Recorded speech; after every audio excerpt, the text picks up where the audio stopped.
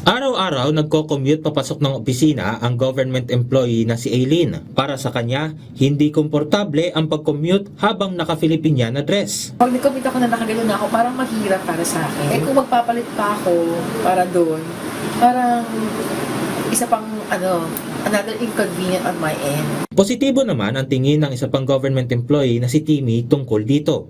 I think this is a good initiative ng Civil Service Commission na magsusot ng mga traditional or yung mga cultural na heritage na attire ng iba't ibang bansa at ng Pilipinas. Every first Monday, magsusot ng mga ASEAN-inspired na kasuotan. I think it is a very good thing na to showcase the culture of every ASEAN nation. Doon naman sa every second or fourth Monday of the month na pagsuot ng barong or ng traditional na kasuotan ng mga Pilipino, talagang napaka-importante ito para ma-showcase natin yung unity ng ating mga government employees din.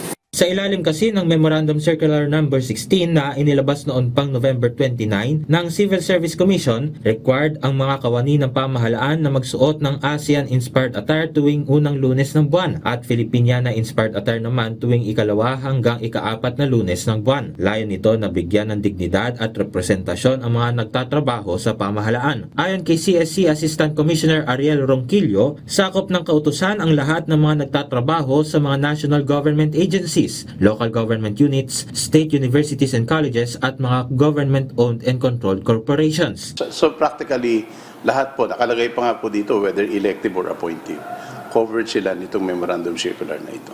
Hindi naman sakop ng kautusan ng mga contract of service at mga job order ng mga nagtatrabaho sa pamahalaan, pero depende na lamang ito kung nakapaloob sa kanilang mga kontrata na kinakailangan nilang sundin ang Memorandum Circular ng CSC. Nakapaloob rin sa Memorandum Circular ang ilang kondisyon para ma-exempt ang isang government employee mula sa pagpapatupad ng kautusan. Exempted ang mga uniform personnel tulad ng mga pulis, sundalo, bumbero at mga jail officer. Hindi naman nakasama yung situation mo dun sa enumerated exemptions, kailangan mo mag-request sa head of agency na ma-exempt ka, and then you justify why you are requesting for that exemption. Manggagaling sa pondo ng mga ahensya ang clothing allowance para sa pagpapatupad ng kautusan na ito. Ang nasabing revised dress code ay alinsunod rin sa pagpapatupad ng Philippine Tropical Fabric Law. Maharap naman sa disciplinary action sa ilalim ng Civil Service Laws, Rules and Regulations ang sino mang susuway sa Memorandum Circular. Gab Humilde Villegas para sa Pambansang TV sa Bagong Pilipinas.